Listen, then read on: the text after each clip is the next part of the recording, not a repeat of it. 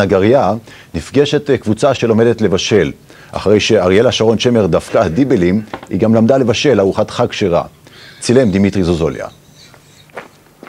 במקום הכי גבוה, במצפה חרשים, בתוך צריף, עובד לו ישראל הנגר.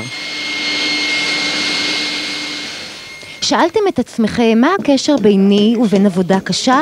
זהו, שאין קשר. לי הבטיחו ארוחה טובה. ישראל, מה הקשר בין עץ, נגריה ובין אוכל? מילה אחת, תשוקה. תשוקה לגעת בעץ, תשוקה ללטף אותו, תשוקה למשש את האוכל ולאכול אותו. פעם בחודש בנגריה מתקיימת פגישה סודית של אנשים שאוהבים אוכל טוב. מתחיל להיווצר פה איזשהו חוג של אנשים שגם מכירים את הנגריה וכיף להם לבוא הנה וגם כיף להם לאכול וגם כיף להם לבשל וגם כיף להם להיות ביחד. הפעם הם הביאו את שי שיבשל לנו.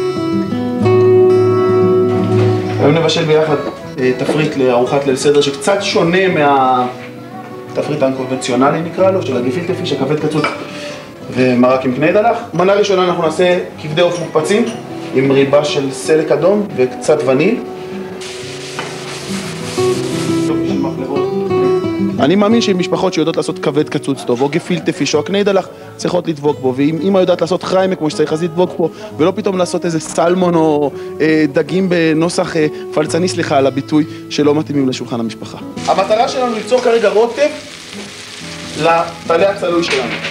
איזה רוטב אני צריך ליצור? לבן או חום?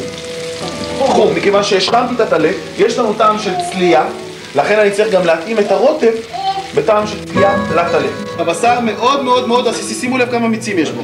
הבשר של הטלה, אני אף פעם לא עשיתי. לא העזתי להתקרב לזה. עכשיו, אני מרגישה שאני בשלה לנסות. כן. אז אחרי שגמרנו, כל מה שנשאר הוא חג שמח, לחיים.